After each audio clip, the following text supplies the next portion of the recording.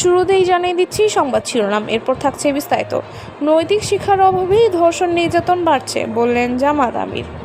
রোহিঙ্গা সংকট সমাধানে বাংলাদেশকে সর্বাত্মক সহায়তার আশ্বাস জাতিসংঘ মহাসচিবের। বিস্তারিত। দেশে ধর্ষণ ও নির্যাতনের ঘটনা বাড়ছে, নৈতিক শিক্ষার অভাবের কারণে এমন মন্তব্য করেছেন বাংলাদেশের জামাত ইসলামী আমির ডক্টর শফিকুর রহমান। শনিবার বাংলাদেশ চীন মৈত্রী সম্মেলন কেন্দ্রে আয়োজিত ইফতার মাহফিলে তিনি বলেন, ৮ বছর একটি শিশুর নিরাপত্তা দিতে না পারা জাতির জন্য লজ্জা। আমরা এমন একটি দেশ চাই যেখানে কেউ নির্যাতনের শিকার হবে না, সবাই নিরাপদে বসবাস করবে। তিনি আরও বলেন, কোরআনের আলোকে মানবিক বাংলাদেশ গড়ে তুলতে হবে। রাজনৈতিক মত পার্থক্য থাকলেও গণতন্ত্রের সৌন্দর্য রক্ষা করে দেশকে এগিয়ে নিয়ে যেতে হবে। ইফতার মাহফিলে বিএনপি ও অন্যান্য রাজনৈতিক দলের নেতারা উপস্থিত ছিলেন, যার মধ্যে ছিলেন বিএনপির স্থায়ী কমিটির সদস্য মির্জা আব্বাস, ভাইস চেয়ারম্যানের অ্যাডভোকেট জয়নুল আবেদিন ফারুক, বঙ্গবীর কাদের সিদ্দিকী এবং হাসনাত আবদুল্লাহ। রোহিঙ্গা সংকট সমাধানে বাংলাদেশকে সর্বাত্মক সহায়তার আশ্বাস জাতিসংঘ মহাসচিবের। বিস্তারিত।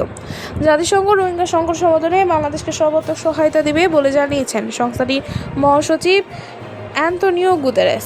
শনিবার পররাষ্ট্র উপদেষ্টা মোহাম্মদ তৌহিদ হোসেনের সঙ্গে বৈঠকের শেষে এক যৌথ ব্রিফিংয়ে তিনি বলেন, রোহিঙ্গাদের আশ্রয় দিয়ে বাংলাদেশে মানবিক মূল্যবোধের দৃষ্টান্ত স্থাপন করেছে। আন্তর্জাতিক সম্প্রদায়ের উচিত এই সংকট সমাধানে কার্যকর ভূমিকা রাখা। মহাসচিব আরও বলেন, কক্সবাজারের রোহিঙ্গা ক্যাম্পে মানবিক বিপর্যয় চলছে, তাই তাদের সহায়তাকে অগ্রাধিকার দিতে হবে। পাশাপাশি তিনি রোহিঙ্গাদের সম্মানের সাথে নিজ দেশে ফেরত পাঠাতে আন্তর্জাতিক সম্প্রদায়ের সহযোগিতা বাড়ানোর আহ্বান জানান। মালয়েশিয়ার গণতন্ত্র উন্নয়নের প্রশংসা করে গুতেরেস বলেন, এখন দেশটির জন্য একটি গুরুত্বপূর্ণ সময়। জাতিসংঘ প্রয়োজনীয় সংস্কার ও পরিবর্তনের ক্ষেত্রে বাংলাদেশকে সব ধরনের সহায়তা দেবে। এই সময় শান্তি রক্ষা মিশনে বাংলাদেশের ভূমিকার প্রশংসা করেন তিনি এবং দেশটির বিরুদ্ধে অপপ্রচার দিয়ে উদ্বেগ প্রকাশ করেন। বৈঠকে পররাষ্ট্র উপদেষ্টা জানান, সরকার জাতিসংঘের সহায়তায় রোহিঙ্গাদের প্রত্যাবাসনে কাজ করে যাচ্ছে।